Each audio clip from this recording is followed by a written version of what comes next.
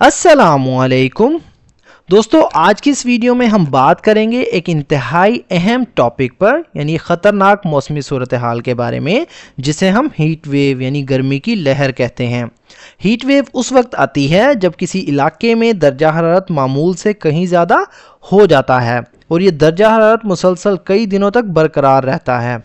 इस दौरान दोस्तों हवा में नमी कम हो जाती है और गर्मी नाकाबिले बर्दाश्त हद तक बढ़ जाती है।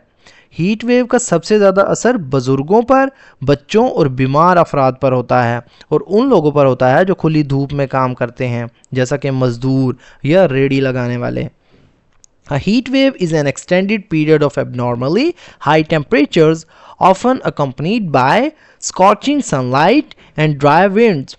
Heat wave यानी गर्मी की लहर, इस मतलब है या होती है एन एक्सटेंडेड। एन मतलब एक, एक्सटेंडेड का मतलब होता है दोस्तों तवील, लंबी या फैली हुई जिसे कहते हैं। पीरियड कहते हैं मुद्दत को, वक्त को या अरसा। ऑफ मतलब कि, एबनॉर्मली इसका मतलब होता है दोस्तों गैर मामूली तौर पर यानी नॉर्मल से हटकर। हाई मतलब ज़्यादा। टेम्परेचर्स इसका मतलब होता है दोस्तों दर्जा हरारत।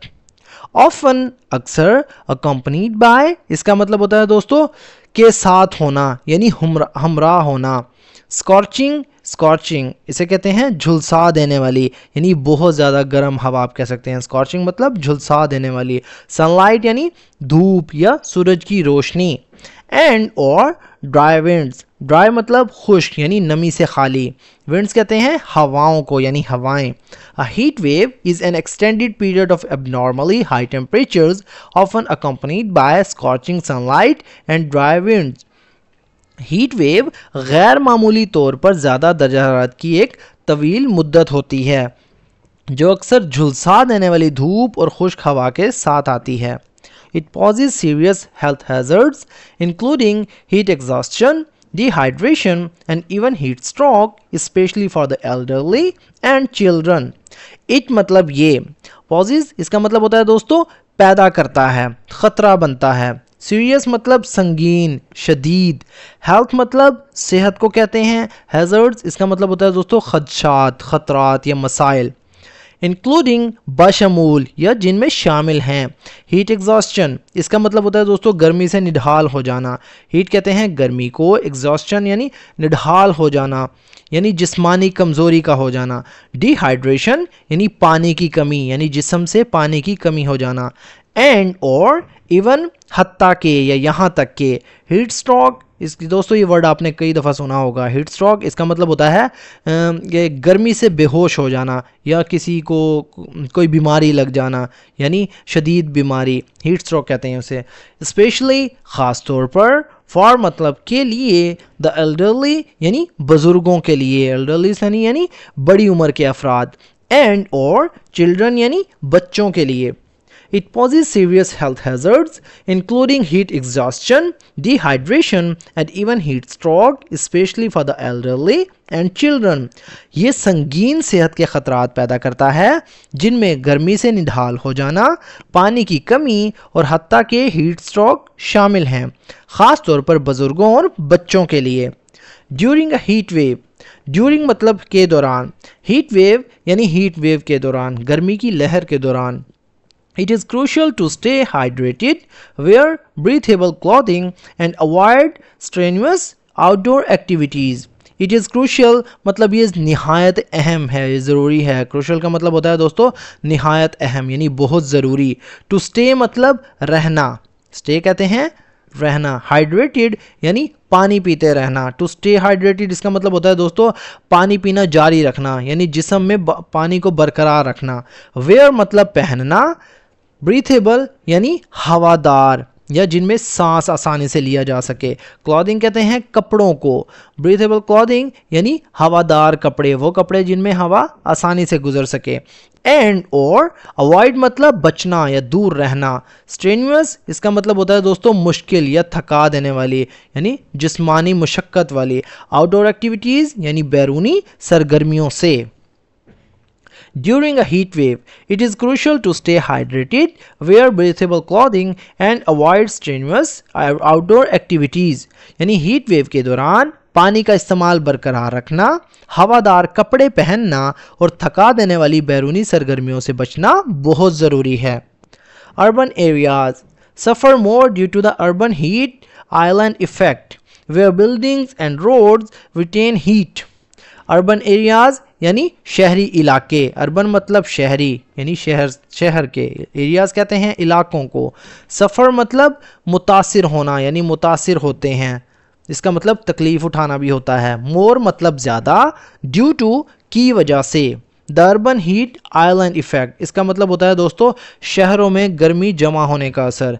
अर्बन हीट यानी अर्बन हीट आइलैंड इफेक्ट, इसे कहते हैं शहरों में गर्मी के जमा होने का असर। वो कैसे होती है आगे मैं आपको बताता हूँ। वेयर मतलब जहाँ, बिल्डिंग्स यानी इमारतें, एंड और रोड्स मतलब सड़कें, रिटेन मतलब इसका होता है महफूज रखना यानी रखती हैं या संभालती हैं, हीट यानी गर्मी को।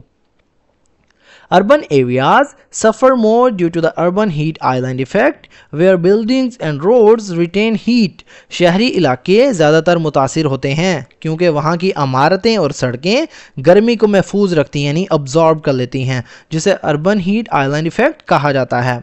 Additionally, heat waves can wreak havoc on agriculture, disrupt infrastructure and lead to। Additionally मज़ीद ये कि या इसके अलावा, हीट वेव्स यानी गर्मी की लहरें, कैन रीक हैवोक, इसका मतलब होता है दोस्तों तबाही मचा सकती हैं। हीट वेव्स यानी गर्मी की लहरें, कैन मतलब सकती हैं या मुमकिन होना, एक मॉडल वर्ब है। रीक हैवोक इसका मतलब होता है तबाही मचाना यानी शदीद नुकसान पहुंचाना। ऑन एग्रीकल्चर ज़राअत पर। डिस्टर्ब इसका मतलब होता है मुतासिर कर सकती हैं यानी मुतासिर करना, रुकावट डालना। इंफ्रास्ट्रक्चर यानी इंफ्रास्ट्रक्चर को। एंड और लीड टू सबब बन सकती हैं। पावर शॉर्टेजेस यानी power shortages due to increase use of air conditioning.